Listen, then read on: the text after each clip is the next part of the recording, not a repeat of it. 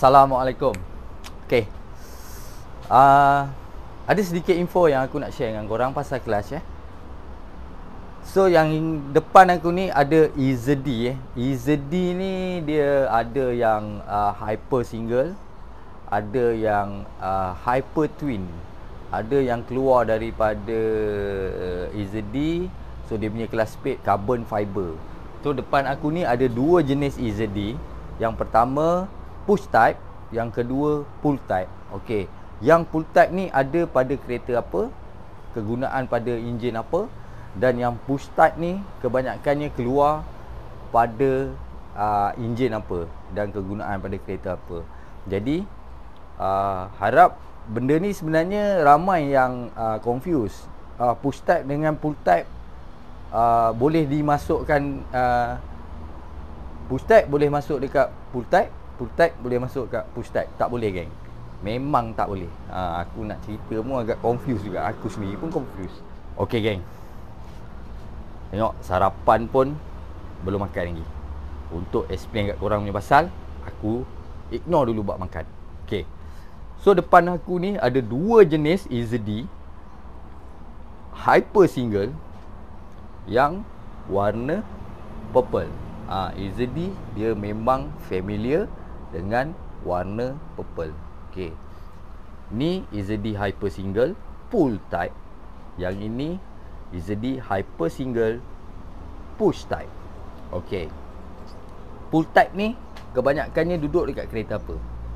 Okey, yang ini banyak pada Subaru dan Evo 4 sampai 9. So kita explain dulu pasal pull type.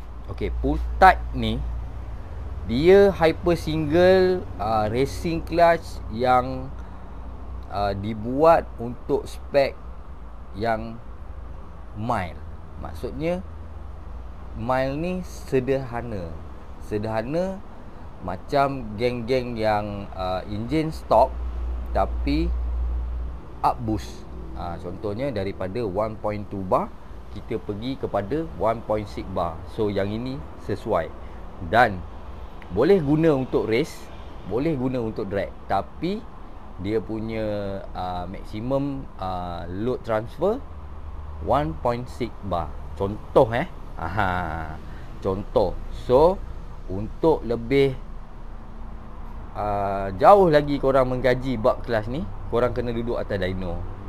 Bila kelas ni tak boleh nak cover korang punya power, so dia akan slip on dyno pada RPM yang tertentu atau pada gear yang tertentu.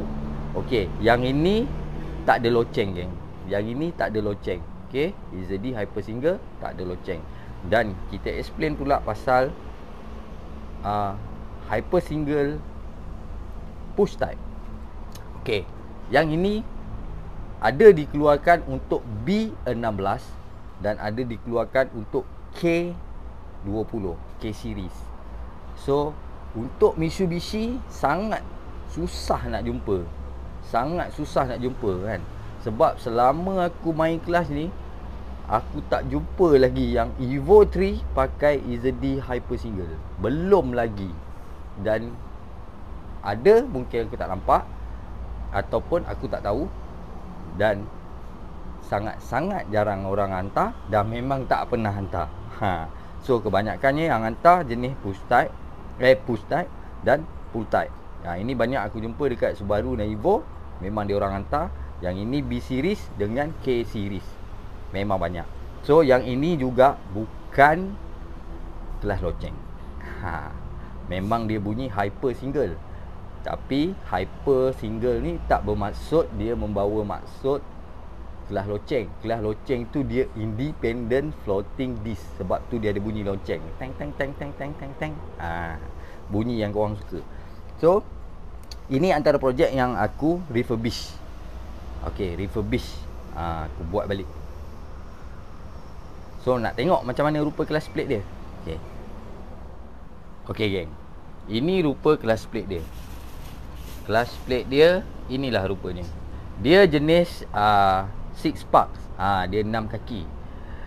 So yang ini pun 6 spark 6 kaki juga. 6 spark tu membawa maksud 6 kaki lah. So dia punya spek tengok macam ni. Yang ini Sintred 8 inci saiz dia, yang ini Sintred 9 inci saiz dia. So banyak yang replace clutch plate ni pakai yang 6 kaki biasa yang ada dekat aftermarket. Tak kisahlah model macam mana, boleh, tapi dia punya thickness ni berbeza. Tak sama. So clutch plate yang macam mana aku akan replace, korang boleh tunggu video seterusnya. Selamat bekerja bagi yang bekerja. Selamat kanjo bagi yang kanjo. Okay, aku nak share sikit tentang Ogura K-Series. Dan ada beberapa sebab yang boleh buat kita punya kelas berbunyi. Maksudnya bila kita lepas kelas tu, dia ada bunyi, kita tekan dia senyap. Okay, kat sini ada macam-macam kemungkinan. Yang pertama clutch plate, yang kedua clutch bearing. Yang ini kena tengok.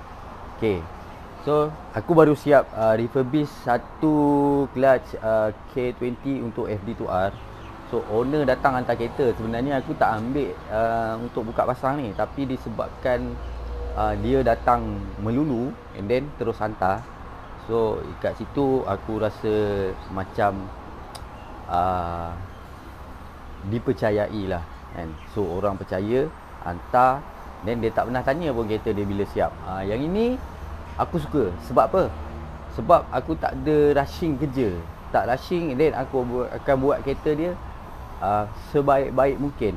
So bila lepas pasang, kita boleh check apa lagi masalah kan. Cuma satu sikap yang kurang senang bagi mana-mana mekanik pun, dia akan kurang senang bila korang hantar kereta and then tanya bila nak siap, nak pakai kereta tak ada apa semua kan. So banyak mekanik yang rasa macam rushing. So bila hasil kerja dia pun akan kurang memuaskan. Kalau siapa setuju, komen dekat bawah. So aku pun dalam level pembaik pulih. So kita tahu situasi. Kalau kita tak ada masa ataupun kita rushing untuk hantar kereta, nak cepat siap, lebih baik tak payah hantar, geng. Lebih baik tak payah hantar. Sebab apa? Sebab korang akan menyusahkan balik mekanik tu untuk kejar masa, untuk cepatkan siap, tapi hasil dia tak memuaskan, korang blame balik mekanik tu. So kita kena tanya sama ada dia buat kerja tak betul, ataupun kita yang push dia supaya cepat sampai dia terlepas pandang benda-benda yang penting pada kereta korang. So yang depan korang ni, ni Ogura Super Single K20, K24 sama So yang ini dia punya clutch plate lama, dan yang ini dia punya clutch bearing. Okay, bunyi yang macam mana aku cakap tadi, boleh keluar daripada enjin ataupun clutch. So ini, so yang ini salah satu. Apa sebab dia? Ni spring ni. Spring ni tak boleh repair. Banyak orang tanya aku, bang boleh repair tak spring? Boleh repair tak spring? Boleh repair tak spring? Tak boleh. Memang tak boleh. Sebab apa? Dia bukan hanya sekadar spring. Dekat dalam ni dia ada housing lagi. Okay, ini yang pertama. Dan yang kedua, clutch bearing. Tengok clutch bearing ni jam. Jam, tak boleh pusing. Tak boleh berpusing, geng. So yang ini salah satu. Nasib baik owner ni dia cepat hantar, buka, and then kita tahu dia jam. Kalau dia jam, apa akan rosak? Sini akan rosak. So macam mana aku buat clutch ni? So untuk solution yang ada kita ni, disebabkan Ogura punya spring ni tak ada spare part, melainkan korang beli original original punya clutch plate boleh. Tapi harga dia sekeping clutch plate RM1,500 lah. So willing to pay ke? Mesti tak kan? Okay, so aku akan pakai rigid tight spline. So yang ni dia datang komplit dengan clutch plate. So dengan clutch plate aku bagi. So aku buat skimming pada floating disc ni juga. Aku buat setting clamping. Sekali siap semua, then kita boleh pasang. So, satu lagi nasihat yang aku boleh bagi kat korang. Tolong jangan letak grease pada korang punya spline gearbox tu terlalu banyak Jangan letak grease dekat spline gearbox terlalu banyak.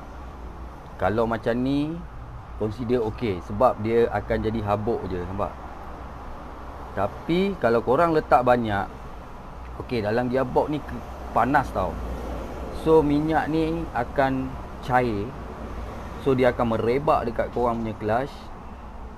Kalau dia merebak dekat clutch ataupun dekat flywheel saja tak apa. Tapi bila kita disengage ataupun engage clutch, kalau dia kena dekat permukaan ni, kan jadi slip. Sebab minyak tak boleh kena sintrate ni. Ni banyak sangat mekanik yang salah buat. Terlalu banyak letak grease dekat spline ni. Tak boleh geng, tak boleh. Tak boleh, sangat tak boleh. Dan yang kedua, aku selalu jumpa dekat skru flywheel tu korang letak gum gasket. Untuk apa korang letak gum gasket? Tak boleh geng, tak boleh. Bukan tak boleh, boleh, tapi cara tu, benda tu bukan diletakkan di tempat yang betul. Sepatutnya kita pakai Loctite, bukan gum gasket. Okay, stay tune. Kita tunggu hasil MD2R ni.